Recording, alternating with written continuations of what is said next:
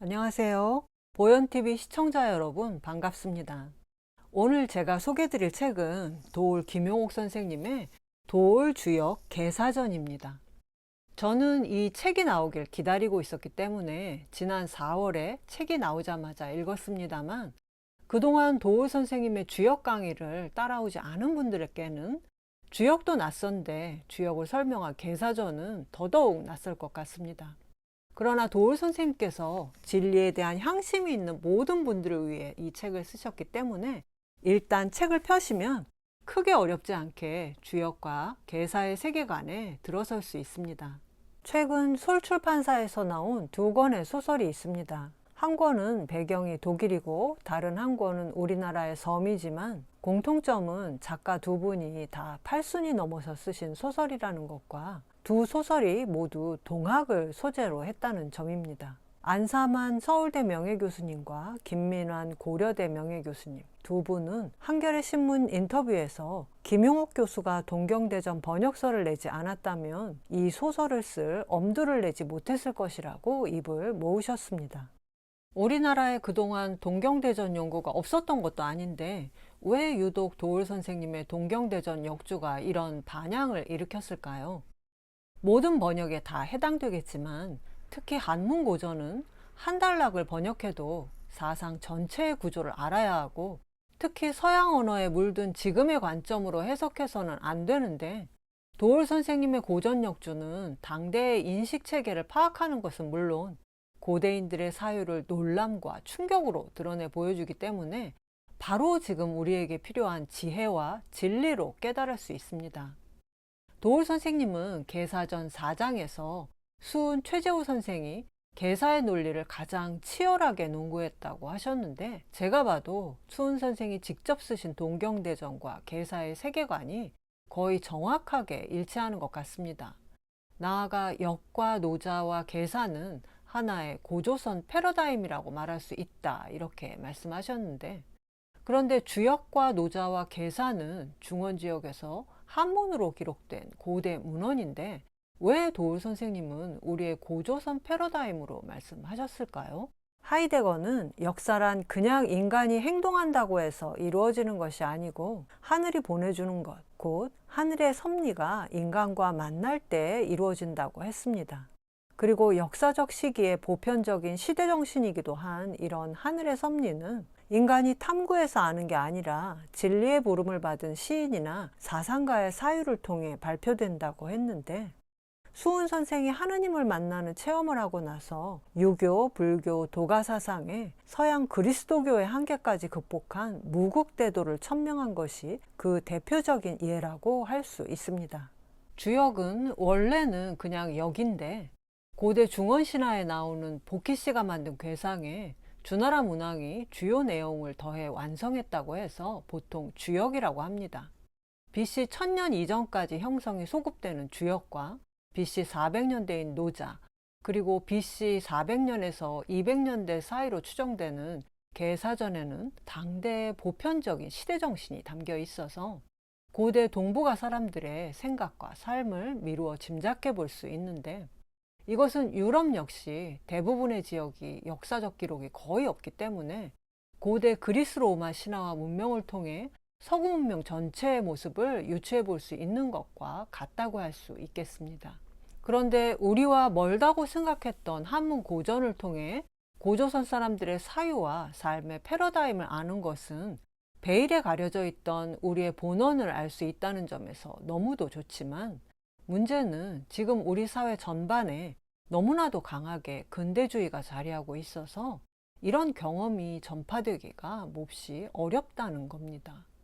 우리가 서구 열강이 밀려들던 시기 일제의 나라를 빼앗기고 빼앗긴 나라를 되찾기 위한 배움으로써 받아들이기 시작한 서구 근대주의는 해방 이후 서구화가 곧 근대화를 의미하면서 문화, 사상, 교육, 경제 전반에 걸쳐 뿌리를 내려왔는데 불과 100년이 조금 넘는 동안 이 땅에 퍼진 근대주의는 2000년 이상 우리의 DNA에 새겨진 유불선의 통합적 사상을 전 근대라는 죄목으로 조선왕조와 함께 순장시켜 버렸습니다.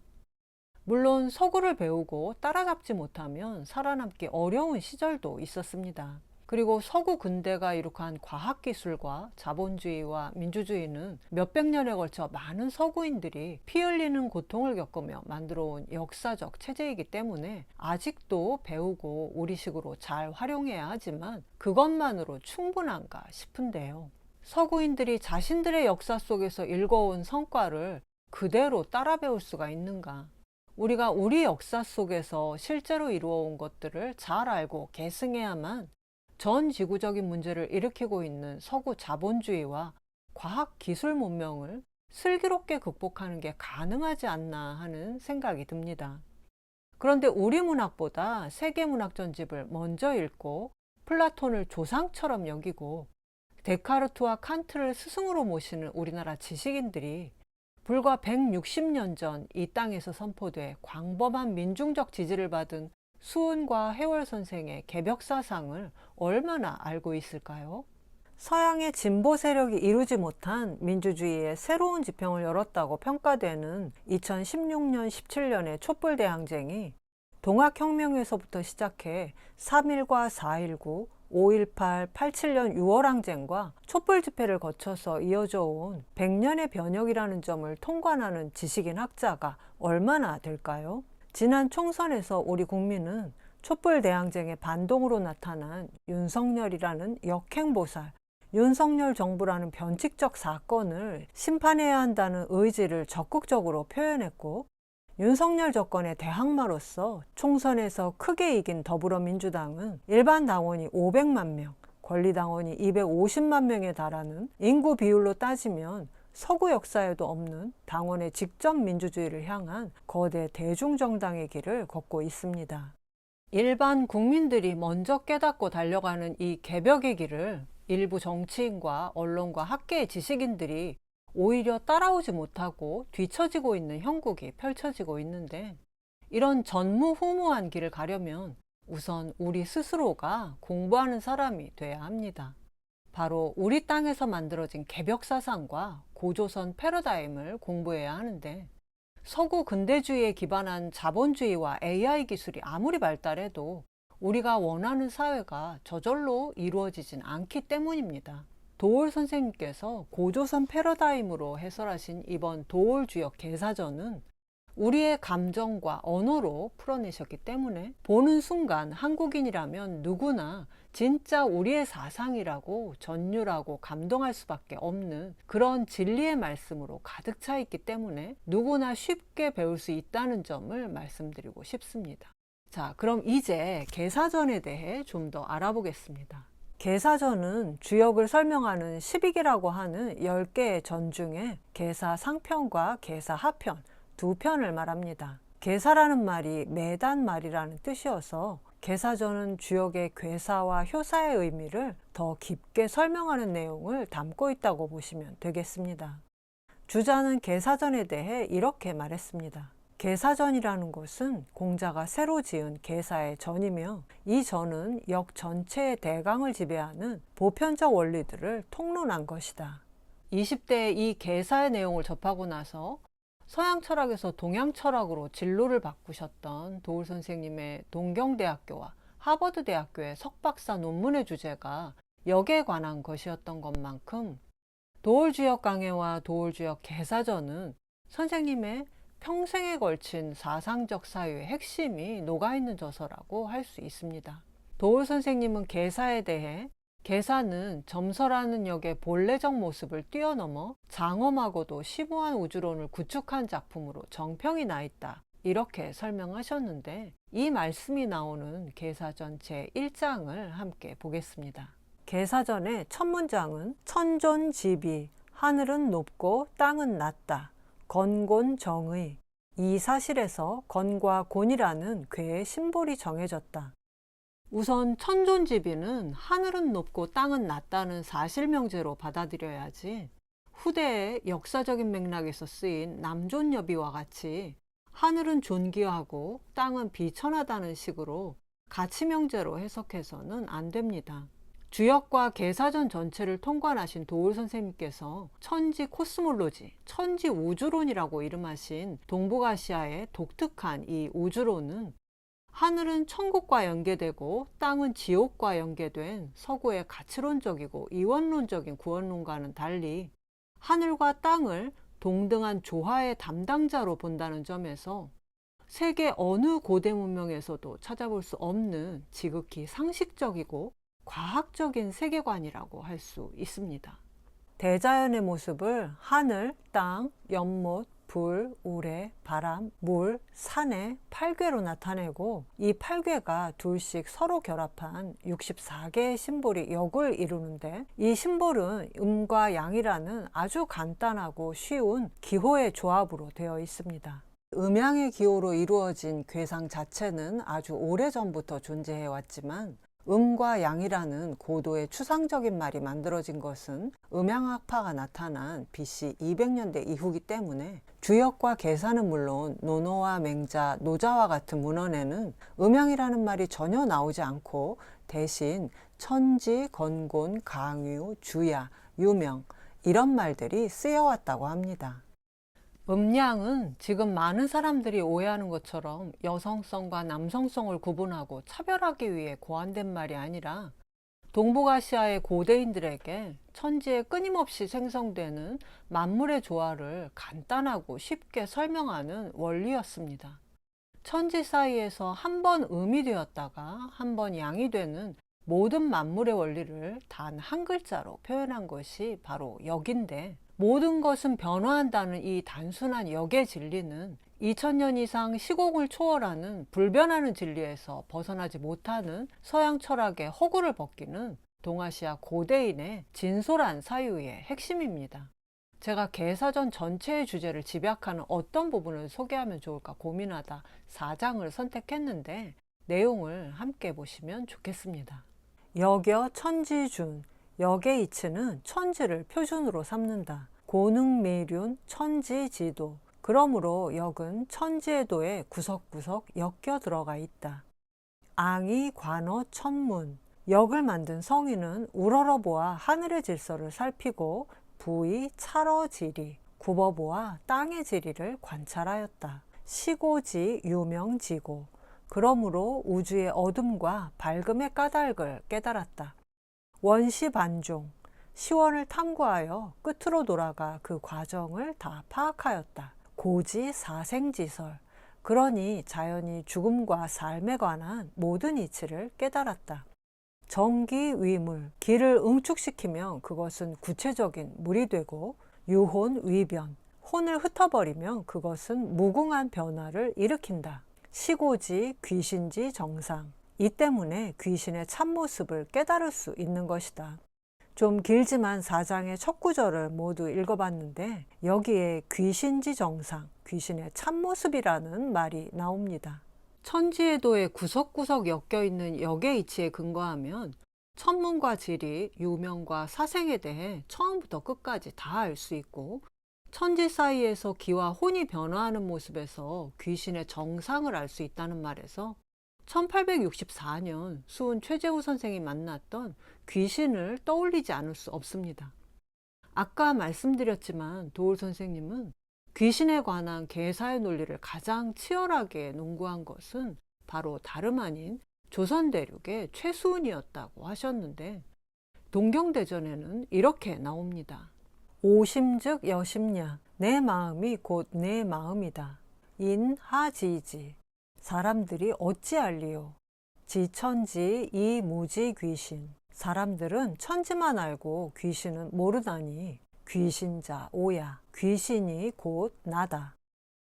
계사에서 천지에 가득 찬 음양의 조화를 일으키는 생명력이 바로 귀신의 참모습이라고 했다면 수은 선생이 만나 하느님은 내가 바로 그 귀신이고 내 마음이 곧 너의 마음이다 이렇게 말함으로써 인간이 천지의 생명력 그 자체이자 스스로 그러한 존재 그 자체인 귀신을 내 안에 모신 시천주의 존재라고 선언한 것입니다. 이렇게 계사전이 동경대전과 직접 연결되는가 하면 도울 선생님은 또 계사에 대해 이렇게 말씀하셨습니다.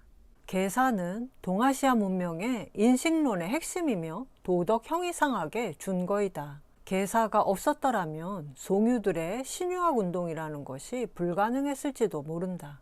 여기에 해당한다고 볼 수 있는 부분이 신은 고정된 모습이 없고 역은 고정된 실체가 없다는 신무방 영무체, 또 신유학의 이기론과 태극도설의 출발점이 된 역에는 태극이 있다는 역유태극, 그리고 제가 이 책을 통틀어 가장 충격을 받은 지금 우리가 쓰는 형이상학이라는 말의 출처인 형이상자 위지도와 같은 구절이 나옵니다. 송나라 신유학자들이 형이상자와 형이하자를 마치 서양 철학의 본체와 형상의 관계처럼 도를 음양의 조화로 만들어진 기물의 배후에 있는 은밀한 형이상자로 해석했기 때문에 저도 이 말을 그렇게 알고 있었고, 일본 학자들이 아리스토텔레스의 존재론에 해당하는 메타피직스를 형을 초월한 형 이상의 것을 다루는 학문이라는 의미에서 형이상학으로 번역한 것을 그대로 받아들였는데요. 그런데 도울 선생님은 한문은 기본적으로 한 글자씩 읽고 해석해야 한다고 하셨습니다. 형이상자 위지도, 형이 있고 나서 위로 가는 것을 도라고 말하고, 형이하자 위지기, 형이 있고 나서 아래로 가는 것을 기라고 말한다. 이상을 이와 상으로 한 글자씩 읽으니까 도가 형태를 가진 기물에서 비롯된다는 놀라운 해석이 나옵니다. 이것은 도울 선생님의 하버드 대학교 박사학위의 주요 테마였던 명말 청초의 유학자 왕부지의 해석이기도 한데요. 선생님은 왕부지의 주역 외전을 그대로 책에 인용하셨습니다. 왕부지는 심오한 사유를 한다는 사람일수록 도가 없으면 기가 있을 수 없다고 말하지만, 그러나 성인이 능하지 못한 것을 필부가 능할 수 있다고 하면서 기가 없으면 도가 없다는 것이야말로 진실이라고 했습니다. 활과 화살이라는 기가 없는데 어떻게 궁도가 있으며, 마차라는 기가 없는데 어떻게 수레를 모는 어도가 있겠는가. 고기와 술, 종과 편경, 관현악기가 없으면 예학의 도는 없는 것이다. 아들이 없으면 부도가 없을 것이요, 아우가 없으면 형의 도는 있을 수 없다. 도라는 것이 초월적이고 독자적으로 존재하는 관념적인 것이 아니라 구체적인 사물과 사실에서 출발해 시공에 따라 역사적으로 변화하는 공동 법칙을 의미한다는 왕부지와 도울 선생님의 해석에서 옛사람들이 도를 왜 길이라고 했는지 그 이유를 다시금 깨달을 수 있었습니다. 이 외에도 계사 하편에는 천지의 도이기도 하면서 점을 통해 기륭을 알려주는 역의 원리를 읽는 사람이 어떻게 받아들여야 할지에 대한 내용이 나오는데, 계사하 5장에는 군자가 역점을 통해 알 수 있는 것이 바로 운명의 미묘한 갈림길이라는 말이 나옵니다. 군자는 윗사람에게 공경하면서도 아첨하지 않고 아랫사람에게 개방적이면서도 얕잡아 보는 자세가 없다. 이러한 삶의 양면성이야말로 미묘한 갈림길을 알아야만 가능한 것이다. 미묘한 갈림길이란 인생의 움직임의 미묘한 조짐이요, 운명의 기륭이 먼저 드러나는 것이다. 군자는 그 미묘한 갈림길을 파악하면 곧 결단을 내리고 실천에 돌입한다. 삶의 결단은 하루가 걸리지 않는다. 윗사람과 아랫사람을 대하는 양면성은 지금도 우리 삶에서 빼놓을 수 없는 일상적으로 부딪히는 문제이자 무리 없이 잘 해내기 어려운 현실적인 문제입니다. 역의 도를 통해서 인생의 미묘한 조짐과 기륭이 드러나는 갈림길을 파악하고 결단을 내리는 실천까지 말한다는 점이 저는 굉장히 인상 깊어서 깊이 새겨야겠다고 마음먹었는데, 그런데 더 놀라운 말을 계사하 11장에서 발견할 수 있었습니다. 역의 도는 심히 광대하여 만사 만물이 이 역의 도리에서 벗어날 길이 없다. 역의 시작과 끝을 이루는 것은 두려움이다. 그 핵심적 요체는 사람으로 하여금 허물을 남기지 않게 하려는 것이다. 바로 이것이 역의 도이다. 인간이 태어나 살면서 죽기 전에 단 하나 가장 소박하게 목표로 삼을 것이 있다면 그것은 바로 무구, 허물을 남기지 않는 것이 아닐까 싶어서 쥐역의 효사에 아주 흔하게 나오는 이 무구라는 말 앞에서 제 가슴이 먹먹해졌습니다. 역의 시작과 끝에 시종일관 두려움이 함께 한다는 것은 주역의 괴사와 효사를 지은 문왕이 살았던 시기가 은나라가 주나라로 교체되는 문명의 전환기인 위태로운 시대였기 때문이라고 계사는 밝히고 있는데요. 지금 인간과 자본주의의 탐욕이 지구의 생태 환경을 망가뜨리는 위태로운 문명의 전환기를 살아가는 우리 또한 오한의식을 가지고 시대의 바른 도를 찾아 역사를 움직여 나가야만 허물을 남기지 않을 수 있을 겁니다. 계사를 알지 못하면 영원히 역을 알 수가 없다는 도울 선생님 말씀처럼 저는 이번 계사전 역주를 통해 비로소 주역의 괴상과 괴사와 효사에 배어있는 깊은 의미를 유학 사상이 아닌 고조선 사람들의 삶의 언어로 이해하고 받아들일 수 있었습니다. 이제 곧 선생님께서 도울TV에서 계사전 강의를 시작하십니다. 여러분이 도울주역 계사전 이 책만 준비하시면 전 세계 그 어떤 대학과 대학원에서도 들을 수 없는 동양 사상의 최고 정수를 담은 계사에 관한 귀한 가르침을 매주 올라오는 유튜브 강의를 통해 마음껏 공부하실 수가 있습니다. 물론 유튜브 동영상은 얼마든지 나중에도 볼 수 있지만 지금 도울 선생님과 함께 호흡하면서 강의를 따라가신다면 지금 이 시대에 꼭 필요한 사상적 통찰을 배우실 수 있습니다. 그럼 이것으로 부족하지만 저의 도울주역 계사전 북리뷰를 모두 마치겠습니다. 끝까지 들어주셔서 대단히 감사합니다.